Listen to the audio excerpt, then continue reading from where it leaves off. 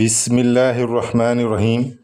ایک بار جبریل علیہ السلام نبی کریم صلی اللہ علیہ وآلہ وسلم کے پاس آئے اور آ کر سلام کیا تو آپ صلی اللہ علیہ وسلم نے دیکھا کہ جبریل کچھ پریشان ہے۔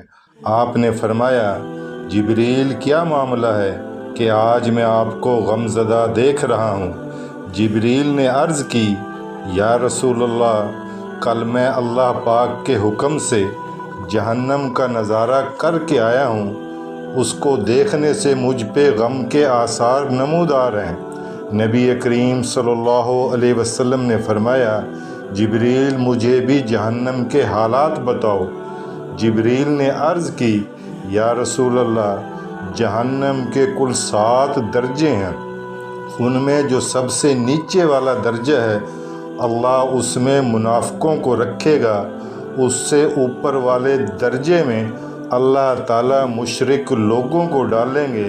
اس سے اوپر 5ویں درجے میں اللہ تعالیٰ سورج اور چاند کی پوجا کرنے والوں کو ڈالیں گے، اور چوتھے درجے میں اللہ پاک آگ کی پوجا کرنے والوں کو ڈالیں گے، اور تیسرے درجے میں اللہ پاک یہود کو ڈالیں گے۔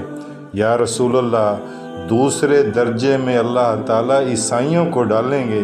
یہ کہہ کر جبریل علیہ السلام خاموش ہو گئے تو نبی کریم صلی اللہ علیہ وسلم نے پوچھا، جبریل آپ خاموش کیوں ہو گئے؟ مجھے بتاؤ کہ پہلے درجے میں کون ہوگا؟ جبریل علیہ السلام نے عرض کیا، اے اللہ کے رسول، پہلے درجے میں اللہ پاک آپ کی امت کے گنہگاروں کو ڈالیں گے۔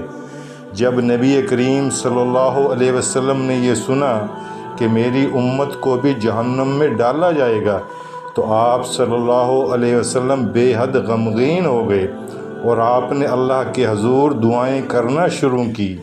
3 دن ایسے گزرے کہ اللہ کے محبوب مسجد میں نماز پڑھنے کے لیے تشریف لاتے، نماز پڑھ کر حجرے میں تشریف لے جاتے اور دروازہ بند کر کے اللہ کے حضور رو رو کر فریاد کرتے۔ صحابہ حیران تھے کہ نبی کریم پہ یہ کیسی کیفیت طاری ہے، مسجد سے حجرے جاتے ہیں، گھر بھی تشریف لے کر نہیں جا رہے۔ جب تیسرا دن ہوا تو سیدنا ابو بکر سے رہا نہ گیا، وہ دروازے پہ آئے، دستکت دی اور سلام کیا، لیکن سلام کا جواب نہ آیا۔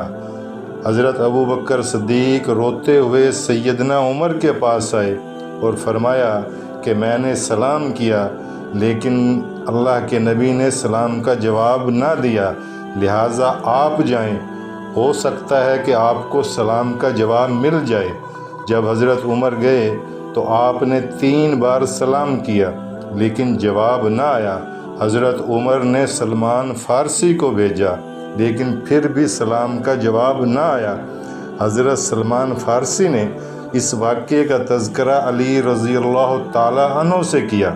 انہوں نے سوچا کہ جب اتنے عظیم شخصیات کو سلام کا جواب نہ ملا تو مجھے بھی خود نہیں جانا چاہیے، بلکہ مجھے ان کی نور نظر بیٹی فاطمہ رضی اللہ تعالیٰ عنہ کو اندر بھیجنا چاہیے۔ لہٰذا آپ نے فاطمہ رضی اللہ تعالیٰ عنہ کو سب احوال بتا دیا۔ حضرت فاطمہ حجرے کے دروازے پہ آئیں، سلام کیا، ابا جان کیا حال ہے؟ بیٹی کی آواز سن کر محبوب کائنات اٹھے، دروازہ کھولا اور سلام کا جواب دیا۔ حضرت فاطمہ نے پوچھا، ابا جان آپ پر کیا کیفیت ہے کہ 3 دن سے آپ یہاں تشریف فرما ہیں؟ نبی کریم صلی اللہ علیہ وسلم نے فرمایا کہ جبریل نے مجھے آگاہ کیا ہے کہ میری امت بھی جہنم میں جائے گی۔ فاطمہ بیٹی، مجھے اپنی امت کے گنہگاروں کا غم کھائے جا رہا ہے۔ میں اپنے مالک سے دعائیں کر رہا ہوں کہ اللہ تعالیٰ ان کو معاف کر دے اور جہنم سے بری کر دے۔ یہ کہہ کر آپ پھر سجدے میں چلے گئے اور رونا شروع کر دیا، یا اللہ میری امت، یا اللہ میری امت کے گنہگاروں پر رحم کر، ان کو جہنم سے آزاد کر۔ کہ اتنے میں حکم آ گیا ولا سوف یعطیک ربک فترضی، اے میرے محبوب غم نہ کر، میں تم کو اتنا عطا کر دوں گا کہ آپ راضی ہو جائیں گے۔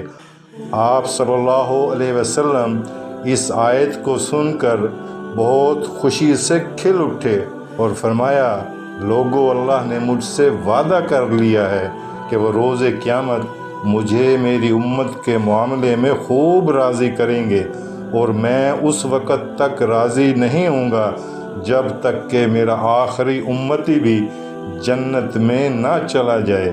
سبحان اللہ! یہ ہمارے نبی حضور پاک صلی اللہ علیہ وآلہ وسلم کے دل میں امت کا درد ہے کہ آپ ہر وقت اپنی امت کے لیے پریشان، اللہ سے ہر وقت اپنی امت کے لیے دعائیں مانگتے۔ ہم نے کیا کیا اپنے نبی کے ساتھ؟ ہم نے اپنی زندگی غیروں کے طریقے پر گزارنی شروع کر دی، اپنے نبی کے طریقے کو بھلا دیا۔ آپ کو ویڈیو اچھی لگی ہو تو اس کو دوسروں تک بھی ضرور پہنچائے۔